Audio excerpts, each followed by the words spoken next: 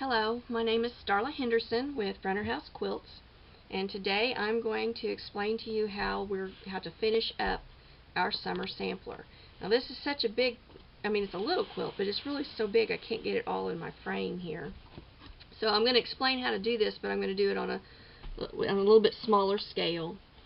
And whenever you're doing any kind of applique, whether it's this technique with the paper or needle turn or whatever, I always cut my background piece at least 2 inches bigger all the way around a lot of times.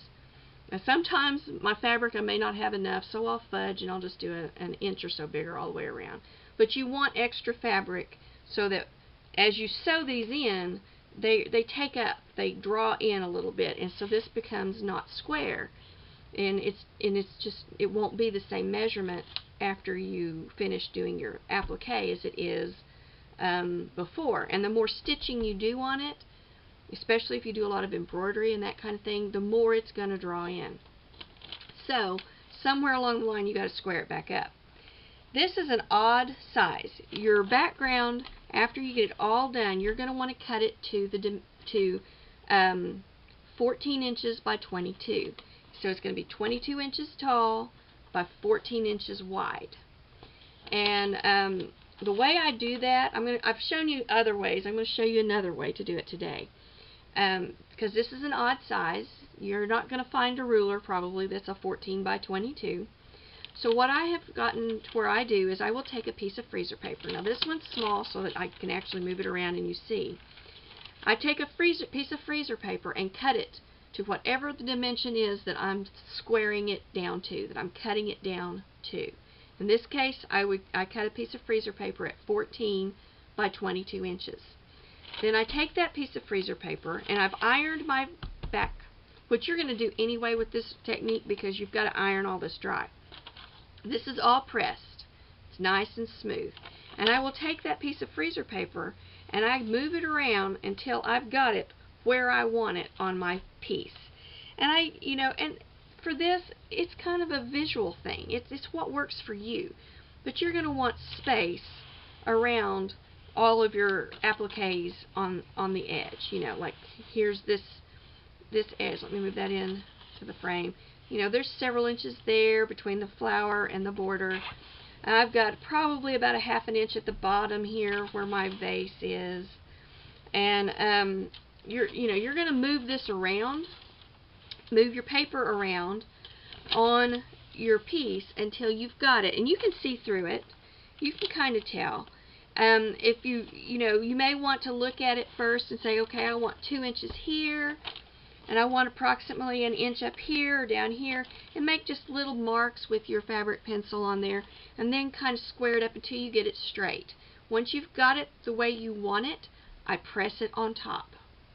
Then I just take this to my cutting mat, and I hold it up to a light. You can kind of see through it. Yep, that looks good. And then I will lay my ruler along that edge and just cut it. And that's how I got this one squared up. And that works really well. And if you're not comfortable cutting it first, draw a line, take it off, look at it, make sure it looks the way you want it to, then cut it. Whatever works for you. But that's how I get that dimension, that line, and get it squared up the way I want it. So once you've done that, take your freezer paper off, and then it's time to put your borders on.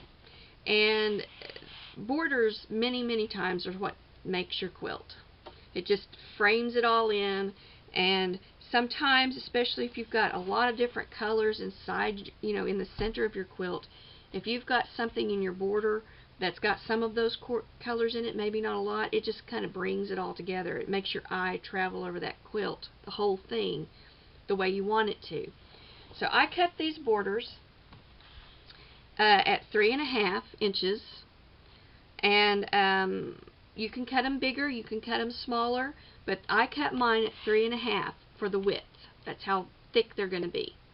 Now, if you're going to do this on machine quilting, and you're not comfortable in the borders, you may want to cut it 4½ inches, so then you can square that off later. And but that's what I did here, was I cut this one at 3½, and then you're going to cut, and you may want to measure this. The first one is going to be, you're going to cut a strip 22 by 3.5, and that's going to go the length up and down of the quilt from top to bottom. Those are the first two borders that I put on were the borders that go along the sides, not the top and the bottom, but along the sides, because those were the longest pieces. And I sewed those on, then I pressed it back, pressed it against the, towards the border, pressed the seam allowance towards the border, and then the next one that I cut was for the top and the bottom. And those for my quilt was 20 1/4 by 3.5. Now, everybody sometimes sews just a little bit differently. And even when I buy a pattern and I make a pattern that somebody else has designed, I will take my quilt, after I put the first two borders on, I will take my quilt, and this is how sometimes I measure for those first two borders too, and I fold it down the center of that, of the quilt. And I measure that center part. And after I've measured the center, that's, in this case it would be from border to border, that's my measurement. For me, that was 20 1/4 inches. And then of course it's still 3.5 inches wide, that's the strips. So and then I sew those on and press them, and then you're ready to quilt. And that's all there is to finishing up this quilt. So then you're finished and you're ready to quilt as you want to. After we've got, I've already got it almost done. The winter sampler, I'm gonna start that in August. I'm still playing with the border though, and I'm going to show you this part of it here.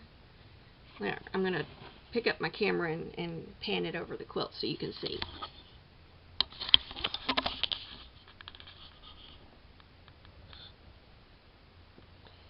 These are huge poinsettias. Poinsettia was my grandmother's favorite flower. Red was her favorite color. And I always think of, we called her Meemaw, I always think of Meemaw whenever I see this flower, and at Christmas time it always makes me think of her. And so this is the one that I wanted to do for the winter sampler, just because it makes me think of my grandmother. This was also the very first time I used my technique. I was playing with it, and they're big pieces. I learned a lot making this quilt, and have adjusted quite a bit since doing it. But it was fun, it was not hard, and it looks really, I think it looks really cool. I'm still playing with my borders, so I will have that figured out. I'm trying to decide which fabrics I want, and that's something I just have to play with, and I may even post some on my Facebook page and let you see what you think. But before I do it, so check out my Facebook page here over the next few weeks. But in August I will start this. I'm taking off, this will be the last post until August 8th as far as instructional videos goes. I may post something here and there, I don't know. My youngest son just graduated from high school, and we are preparing to move him to school, and it's very busy, and it's very emotional, and it's just a lot of things all at once, and I honestly don't have time to think. So I'm just going to take a few weeks off and take care of family, and then get back to business after that. So, but my name is Starla Henderson with Runner House Quilts.